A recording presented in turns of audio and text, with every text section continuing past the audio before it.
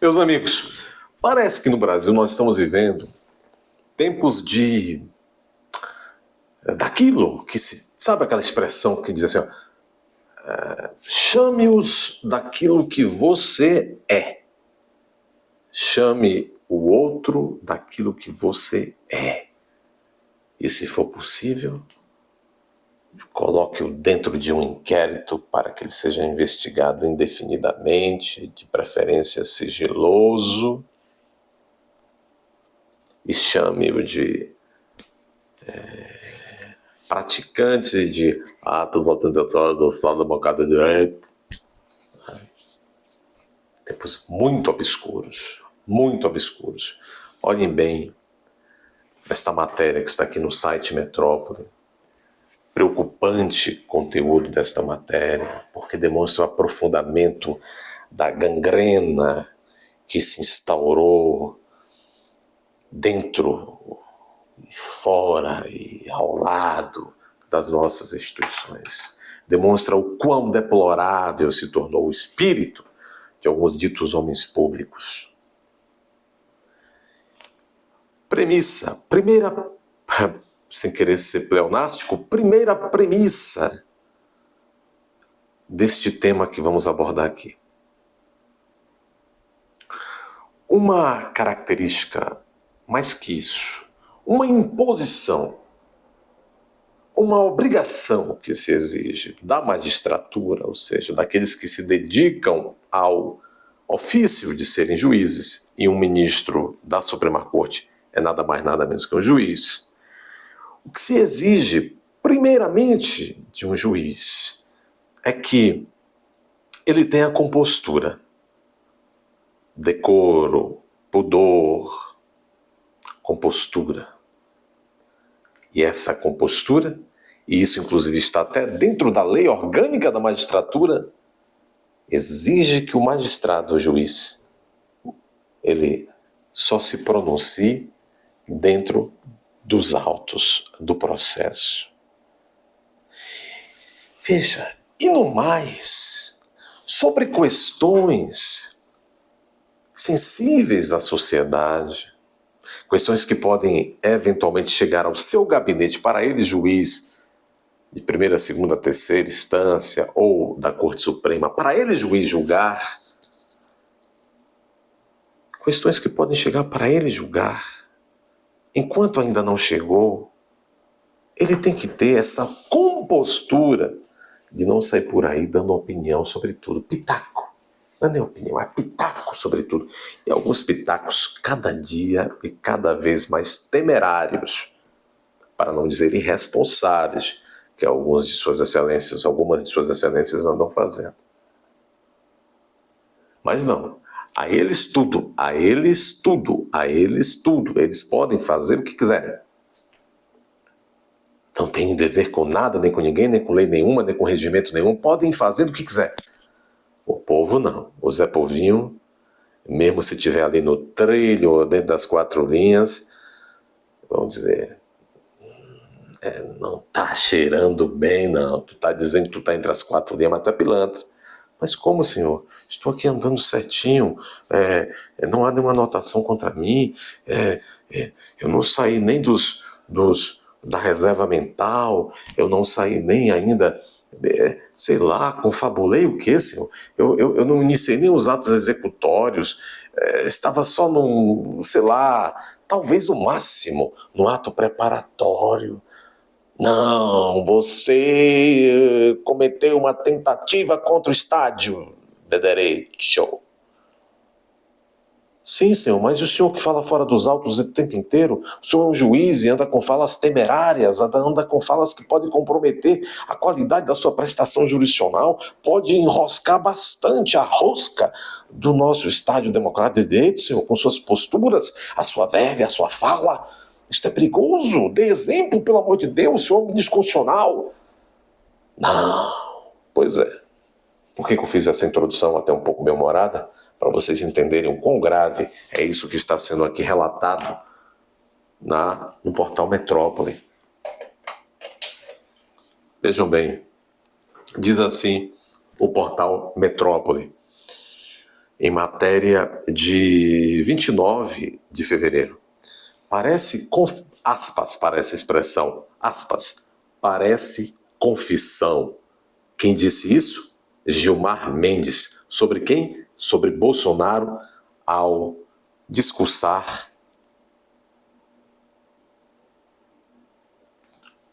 no trio, lá na grande manifestação do dia 25, domingo último. Parece confissão, diz Gilmar Mendes sobre Bolsonaro ao citar minuta. Durante uma entrevista, ele adora dar entrevista, o ministro do STF, Gilmar Mendes, afirmou que, aparentemente, todos sabiam da tentativa de golpe de Estado. Até o garçom, não é, ministro? Uma construção, um planejamento de golpe de estádio que até os garçons entravam, vários garçons e garçons, para entrar e entregar água, café o tempo inteiro, né? A porta aberta. Olha que construção, olha que arquitetura de golpe de estádio, né, ministro? Todos os ministros ali, assessores, né? Naquelas reuniões que vocês estão dizendo aí, com os celulares ligados, né? Olha que tentativa de golpe de estádio, fascinante, né, Gilmar Mendes? Mas o que mais choca é isso, que nós vamos aprofundar aqui a identificação nesse momento, que é o sujeito diz assim, parece confissão, aparentemente, veja, doutor Gilmar Mendes, um policial, um delegado de polícia civil ou federal, para indiciar alguém no inquérito, não pode ser só parece. Eu sei que tem um tal do indúbio pro societate, que nós criminalistas, os verdadeiros garantistas, e não os perfumados, doutrinadores, ditos garantistas que vendem muito livro, mas só são garantistas para os seus amigos comunistas, não é? Professores, muitos deles vergonhosos. Há grandes professores, poucos infelizmente, grandes professores que têm honrado o que tem escrito. Em Pernambuco, alguns deles. Em Minas. Que eles eram uma coisa antes dessa esbórnia. Estão sendo coerentes agora, no tempo dessas dificuldades. Eles sim são verdadeiros garantistas. Não querem só que a sua doutrina defenda e sirva só para os amigos, não. Estes são grandes homens. Em céu de brigadeiro ou em céu de espoleta.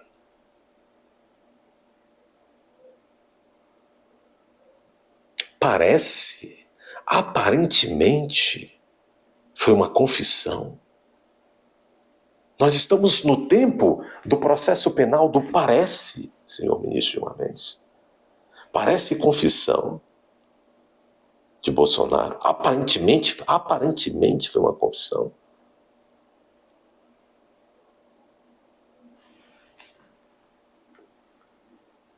Com um juiz destes, tremei, Brasil, tremei. Para Gilmar Mendes, ministro do Supremo Tribunal Federal, as declarações feitas por Jair Messias Bolsonaro sobre uma minuta do suposto golpe de estádio, ou quando se refere ao estado de sítio, que seria decretado em 2022, para Gilmar Mendes parece uma confissão de que ele sabia da existência do documento. Veja, que se diga, que se esclareça de uma vez por todas. O estado de sítio, como o estado de defesa e outros instrumentos excepcionais que estão na Constituição, eles estão na Constituição. Eles não estão em Marte, eles não estão no coração de um projeto de golpe, eles não estão na mente perversa de alguém que quer implementar um projeto autoritário, não! Como grandes juristas, os que ainda estão na linha do bem, vêm dizendo, a exemplo do professor Ivigandra Martins, mas outros também, vejam, na Constituição não tem dispositivos que nasceram para ficarem lá de enfeite e não serem usados, não. Tudo que está na Constituição, se o contexto permitir e se democraticamente os poderes, os componentes dos poderes do Estado achar que em um determinado momento, para salvamento da nação, é necessário usar, inclusive esses que Sua Excelência está mencionando, eles estão na Constituição. Meus amigos brasileiros, é preciso saber o seguinte: o presidente, não está claro ainda, mas se o presidente elaborou uma minuta ou alguém por ele, um estudo para verificar se em determinado contexto brasileiro caberia consultar o Conselho da República e depois submeter ao parlamento, se era caso de se decretar um instrumento previsto na Constituição, o presidente não cometeu crime nenhum. Nós estamos num sanatório geral, para acreditarmos nessas balhufas, nessas versões, nessas narrativas de gente que nasceu e está morrendo em cima do texto constitucional, mas está deturpando-o em prol, digo eu, de não sei que projeto. Acordem, brasileiros. Busquem informações de qualidade, porque tem gente aí que já está chegando nos seus 70, 75, daqui a pouco. Porque o corpo humano ele vai se esvaindo, eles não estarão mais aqui, mas podem deixar uma bela calgada para os mais jovens. Pelo amor de Deus, são ministros da Suprema Corte com essas falas.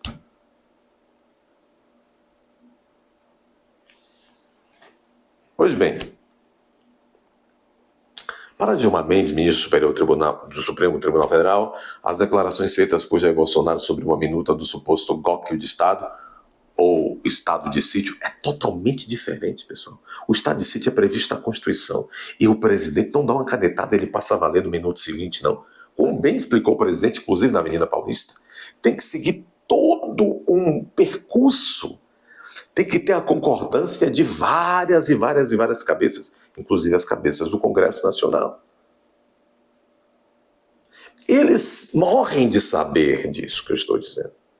Os ministros morrem de saber, mas estão deturpando. Essa não é uma postura democrática. Essa é uma postura autoritária. Eu não sei para quê, mas é uma postura autoritária.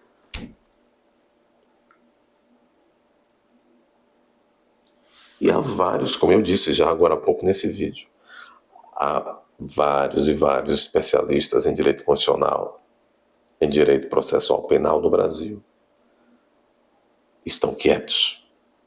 Estão vendo que algumas cabeças, não se sabe com que intenções, estão fazendo uma interpretação de algibeira do nosso ordenamento jurídico. O que é de algibeira? De conveniência. E estão colocando o nosso ordenamento em maus lençóis. Estão destruindo o nosso ordenamento com interpretações temerárias. Será que ainda há juristas em Berlim? Ainda há advogados em Berlim? Ainda há bacharéis em Berlim?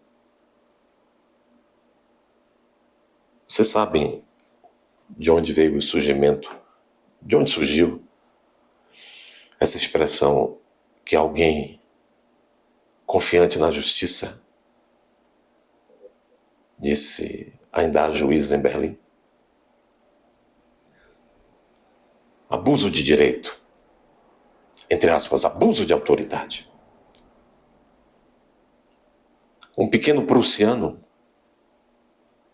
hoje tudo Alemanha, já há muitas décadas,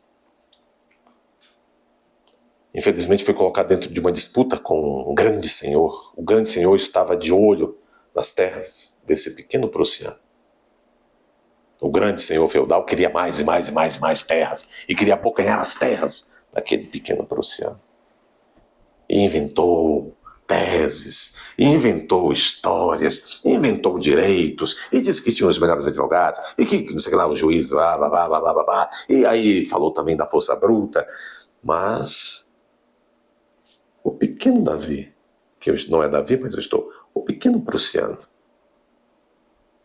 disse: tudo isso que o senhor, que é grandão, está dizendo que vai impor a mim e tomar as minhas terras, ou seja, a minha dignidade, a minha família, a minha razão, a minha vida, tudo isso que o senhor está falando, por mais grandão que o senhor seja, isso não passará, porque eu vou a Berlim, capital, hoje Alemanha. Ainda há juízes em Berlim. Isso chega a me arrepiar, né? Porque é o sujeito que não se entrega e ele continua, esse pequeno prussiano, ele acreditou até o último instante. Ele disse: vou a Berlim. E um juiz, ainda há de haver um juiz verdadeiro em Berlim, que saberá aplicar o bom direito, que saberá reconhecer a verdadeira justiça num caso concreto. E quando eu olho para Gilmar Mendes, eu não sei se ele está em Berlim. Meus amigos, se inscrevam neste canal. Se você pensa que está inscrito, confira se você ainda realmente está inscrito. Deixe seu like, que é muito importante, para que possamos continuar com essas reflexões aqui, que eu penso que são úteis. E também compartilhe isso.